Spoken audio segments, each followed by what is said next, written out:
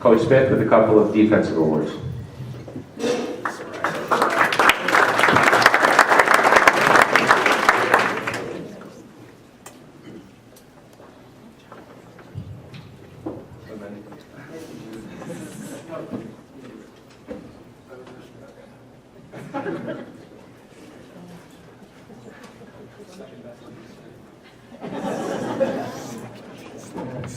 Yeah, I had to shave, I'm sorry. I had a full beard at 3 o'clock. Before I present the awards this evening, I'd like to take a moment and first thank my wife, Emily, or Mrs. Coach Smith, as many of you know, for her unwavering support during the season. This job would be completely impossible without her 100% behind me. She was able to hold together the house while managing the schedules of a 5-year-old and an 18-month-old, while prepping her own 4th grade classroom for the year. For some reason, this particular group really caught her interest. She grilled me almost daily about how her boys were doing. She especially enjoyed the birthday serenade when a dozen or so of the players drove to my house to sing her happy birthday. No matter what the circumstances of the day or the week, Emily was there to support me and this team. I thank her and Liam and Claire, my kids, for making it so easy. For me to do this every single year. I love you and thank you from the bottom of my heart.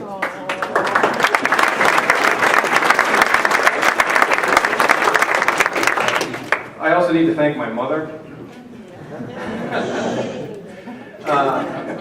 My mother who taught Coach Sonigra. Yeah, look at her. She was speaking everything. I also need to thank my mother for feeding the staff every Sunday when we invaded her house. Having the only household without little kids, made more sense to just meet there. Being a coach's wife herself of a few years, she understands the time and energy that's required to go make a program successful, and she welcomed us every single Sunday with open arms and many, many, many fresh bagels. We thank you, of course. Coach Leach especially, my father kind of stole the thunder. He's awesome, guys. He's just a great individual to learn everything about being a man from. There's only, when Coach Leach started teaching at CVA as well, when I started teaching at CVA, Coach Leach left. My father, who taught at CVA, I don't know about that. My father, who was at CVA for a very long time, never got too upset when people kind of moved on to the public school or left CVA. Coach Leach is the only person he begged to stay in all those years teaching at CVA. So that says a lot about the character of Coach Leach. So you should really, really, really appreciate what you have right now. So I cannot say enough about this team. I really got to know you about a year ago when we started the off-season workouts. Right from the start, I could tell you that you were special. In all my years of coaching, I have not seen a group of players embrace the off-season like they did. We routinely had 15 to 20 guys come to the weight room after school and work to improve themselves. There were many occasions when I was trying to head home a few minutes early on a Friday during a snowstorm, and they would beg me to stay in the weight room for a few more minutes so they could finish their workouts. As coaches, we could see the impact their hard work is having on them. Coach Carlino and I talked almost daily and weekly about the numbers you were putting up. We've never had more guys bench over 225, squatting 400, power cleaning 225 than we've ever had last year. These guys would do anything we asked without question. I even got them to go on 3-mile runs through the woods and a couple of 4-mile trips up a mountain. Okay? Tried to lose McCullough, but he wouldn't stay.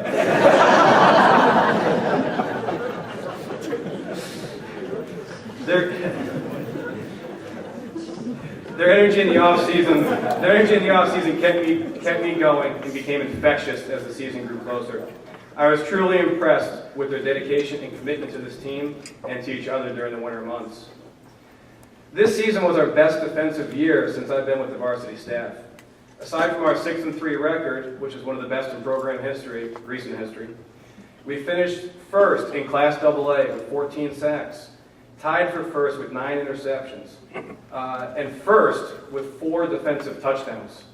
Those 4 defensive touchdowns will cost me about $150 in steak and potatoes, which is one of the deals for getting a defensive score. It is nearly impossible for me to single out a few individuals who had a great defensive year because we had so many different players step up and make big plays when we needed one. It seemed like every week a different guy made a game-winning or game-changing play. I watched these guys grow throughout the year and learned so much that by the end of the season they could make the calls even before I gave the signal. In fact, the last time out against Gilderland, 3 different players called out the defense before I could open my mouth. They looked at each other and not only made the correct call, but told the other 8 guys what to do. Then they turned to me and said, "We good, coach?" My response was, "Go get it." And they did. It's those little moments that no one else sees that make me enjoy what I do. The entire scene played out in less than 1 minute. But that 1 minute is the highlight of my year. That minute showed me how much they've listened, learned, and trusted that we as coaches have been asking them to do for the better part of 2 years. I know I was going to make it.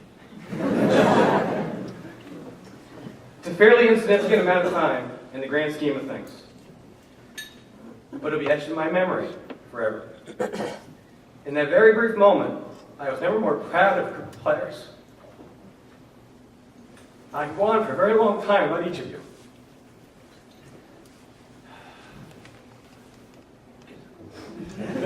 They truly made this one of the most enjoyable years I've ever had coaching. Thank you for the parents for allowing these guys to be part of my life and a part of my family this year. Gentlemen, I love you. I'm proud of you. Play hard, play fast, play smart. Now to the awards.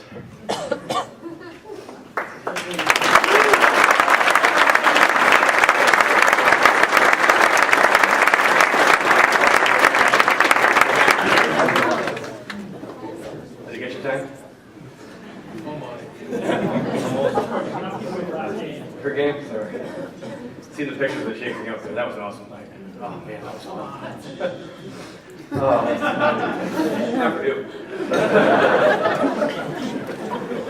The first award I am presenting is simply called the Hammer. The Hammer is awarded to our top tackler for the season. The race for the Hammer this year was extremely close. The difference between our top tackler and our 10th tackler was only 9 tackles. The statistic emphasizes my point about how many different guys stepped up during the year. This year's winner had a very good year. He truly grew into his position as the year went on. He's one of the toughest players I've had and has emerged as a leader on this team. He constantly did what we asked of him, even if it meant to sacrifice his body. He totaled 20 solo tackles, 19 assists, 3 tackles for a loss, 3.5 sacks, 1 pass breakup, and a block kick. The best part for me is I get to watch him do it again next year. The winner of the Hammer, NTJ.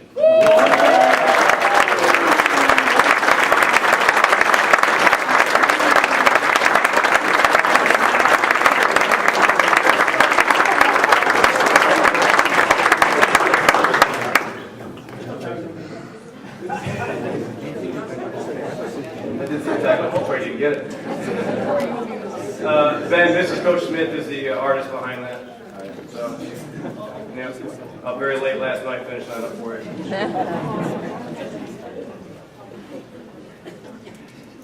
The next award I'm going to present is the Art Richco Defensive Player of the Year Award. The Richco Award is given annually to a graduating senior football player who best exhibits the qualities and love for the game, commitment to winning, and dedication to improve as exemplified by Arch Richco. This year, the recipient of this year's award is one of the finest players I've ever coached in this position. His ability to dominate a game became very apparent this year when he continually mauled offensive units. Like the rest of our guys, he worked incredibly hard in the offseason to get bigger, faster, and stronger, and boy did it show. I know for a fact that teams had a game plan around him, and he was constantly on the quarterback's mind. He was a leader on the field, and he had to learn to take on a new role once he became injured. With a season-ending injury, he continued to cheer on his teammates and inspire them to keep working toward our team goals. Even with missing the last 3 games, He still finished tied for third in the team with 35 total tackles, 12 solo, 23 assists, a team high 5 sacks, 3 tackles for a loss, 2 pass breakups, and 1 steak dinner for a defensive touchdown. It has truly been a pleasure to coach Danny over the past couple of years. He will be my standard by which I measure my future players. I look forward to seeing him play lacrosse this spring and continue to play lacrosse at Stony Brook next year. It is my honor to present the Art Richco Defensive Player of the Year award to Dan Coleman.